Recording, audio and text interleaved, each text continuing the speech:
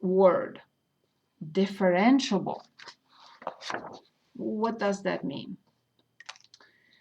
So differentiable means when a function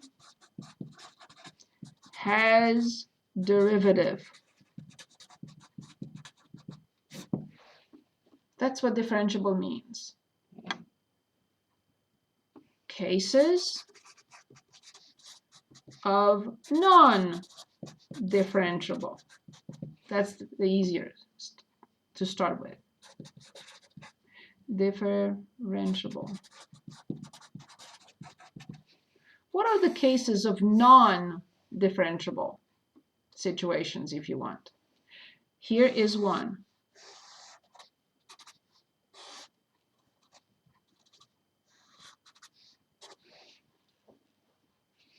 Not continuous. So the function is differentiable everywhere, but not at this point where it's not continuous. And all the other cases of non-continuity, any other case, removable, jump, infinite. A function is not differentiable if it's not continuous. If it has a removable discontinuity or a jump or an infinite discontinuity, the function is not differentiable at that point. Here's another situation in which the function is not differentiable at that point. Corner. If a function has a corner, why? Why is the function not differentiable here? Because it has two tangents. Differentiability means one tangent, one rate of change. But at this point, it has this rate of change, and it has this rate of change. The slope here, the tangent here is negative. The tangent here is positive. It doesn't have one tangent. So at this point, the function is differentiable because it has only one rate of change. The function is differentiable here because it has one rate of change. This slope is given by this value of the function f prime. But if one is negative and the other one is positive, there is no unique tangent. Same thing with something called a cusp, like between two teeth. Something like this. Okay? Here the tangent is pretty much vertical. Same thing. And the last one, vertical tangent. It doesn't have a unique. So here's an example.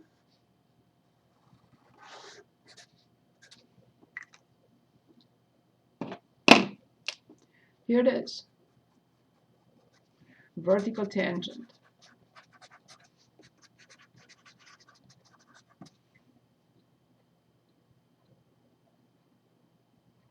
Yeah, you could consider that this is one tangent and the other. It depends on the function. So if the function is not continuous at that point, it doesn't have a derivative. The derivative doesn't exist at that point. When it is a corner, the derivative does not exist at that point. When it is a cusp, the derivative does not exist at that point. And when it has a vertical tangent. Because remember, this is a limit.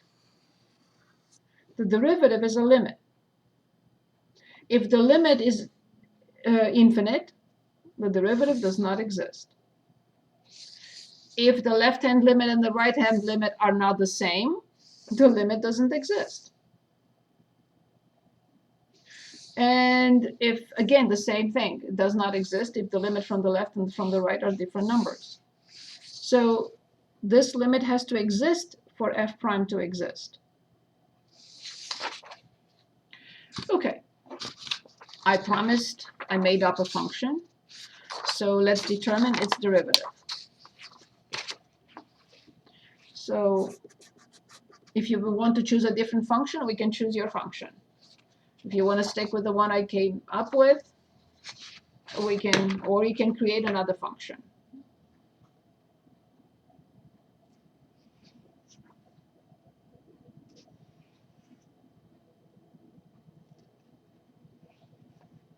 We stick with yours. Okay, very good then.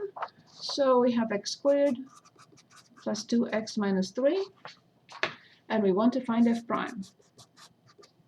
So I have the limit as h approaches 0 from f of x plus h minus f of x. This is exactly what we did in 2.1. However, now we are ready to put the limit in front of it. So in 2.1, we did not use this notation. We just said, okay, for this function, find the difference quotient. But now we know the concept of the limit, and now we know what this means. These two put together will give us the rate of change of this function at any point, because this function is continuous, smooth, no cusps, no corner, no vertical tangent. So this function is always continuous and always differentiable. So, like before, I have to build this, and then the rest is clear. So I have to find f of x plus h. For quadratics, it's better to do this on the side.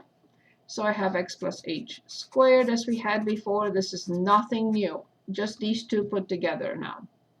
I meant these two for the first derivative. And minus 3.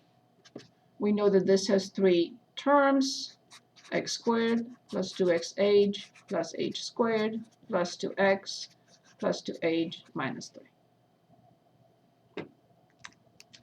So now all this would replace this. Again, because I wrote in the middle, it's in the way. We continue. You can skip this in a way, but you know what I mean. This piece continues here. So then we have limit as h approaches 0 from all this that replaced f of x plus h, x squared plus 2xh plus h squared plus 2x plus 2h minus 3. Careful now. The negative sign has to be distributed to all 3 terms. I have negative x squared minus 2x and plus 3 divided by h. As we discussed a long time ago, 2 things have to happen in the exact order. First thing, all terms without h must go away, and the h in the denominator has to disappear. Since we have 3 terms at the top, and all 3 have to have h in common. Why they have to? Because if everything is right, the h in the denominator must go away. And then we have 2x plus h plus 2. But now we know how to apply the limit, and h will go away because h approaches 0. And what is the derivative function of the given function that gives the instantaneous rate of change at any point? What should I write?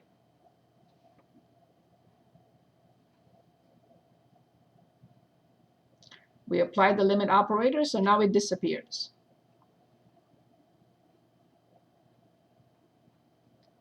Plus 2x plus 2, because this approaches 0. Excellent.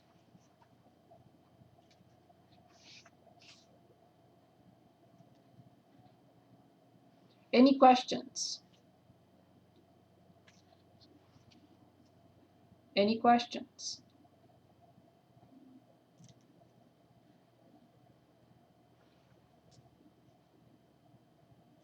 Is this okay?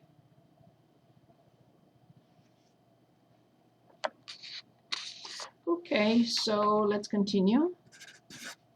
Now let's open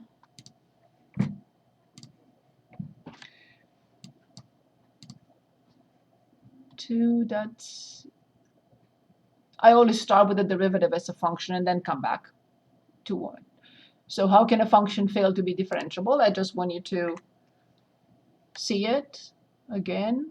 Okay, right here, vertical tangent, corner or cusp, jump or not continuous, and vertical tangent. Okay? At those points, the derivative does not exist because the derivative is a limit.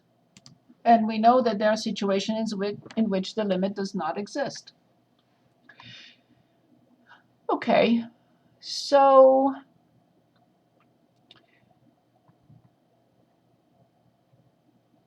let's see. I would like us to graph a derivative. So let's choose a graph from here. Trace or copy. You choose the graph, and I will print it out. I have my printer ready. And we will graph the derivative. Trace or copy the graph of the given function.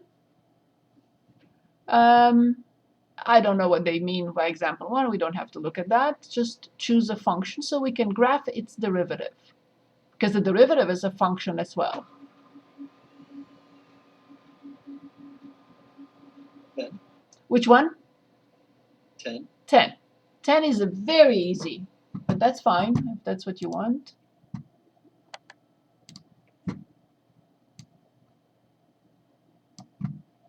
Very good. 10 it is. Can I just directly print it? Yes. Awesome. Okay. Great job. Is it printing? Oh, no, it's not printing because my printer is not connected. That's why it's not printing. It cannot print. It can only print if the printer is connected, right? Is that true? If the printer is not connected, it's not going to print. Now the printer is connected. Let's see if... Okay, it's printing now.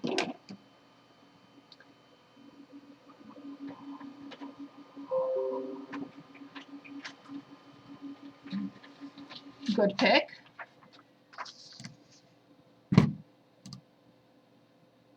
Okay, perfect. So I printed out. I should have enlarged it. Can you see or not? It's not clear. Is it or not? I can see it fine. So let me just do this, so maybe it's better if I just put the marker on top. Okay. So I have to draw the coordinate system exactly under the original function. So this is the function, and this will be its derivative. Now, between this point and this point, you see the slope of the tangent line is negative. I will imagine that I draw a triangle, or draw it, and I'll say this appears to be kind of 3/1. Rise over run, but it's negative. So between these 2 points, there is a negative 1/3 constant. At this point, there is a corner. So the derivative does not exist. I'm moving on to this piece. This piece appears to be symmetric right here, in the sense that symmetric in the way that this is 3/1. This is an estimate. It's not going to be a perfect graph. But I see it's positive. So between this point and this point, for x, it's positive 1/3. But at this point, the function, the derivative is undefined. It doesn't exist. This is another corner. The derivative does not exist. So this is the graph of the derivative of this function. At any point here, the rate of change is 1/3 because it's a line. It's constant. Now between this point and this point, the slope is 0, but the derivative does not exist at this point, and the derivative does not exist at this point, so this is it. Now between this and this, it's again, it appears to be the exact same slope, so I'm going to jump here, and it's going to be negative 1/3. Then again, it's positive 1/3 between these two, and then it is 0. And then from this point, it's again negative 1/3. This is the graph of the derivative function. So if you say, what is the rate of change here? Oh, it's 0. What is the rate of change here? Oh, it's 1/3. What is the rate of change here? Oh, it's negative 1/3. Is it exactly 1/3? I don't know. But this is my estimate. This appears to be 3 times as big as this. To me. You can say no. To me, it appears 4/1. I mean 1/4. Fine. Then you will graph 1/4. This is just an approximate graph to see how the derivative looks like. Very good pick.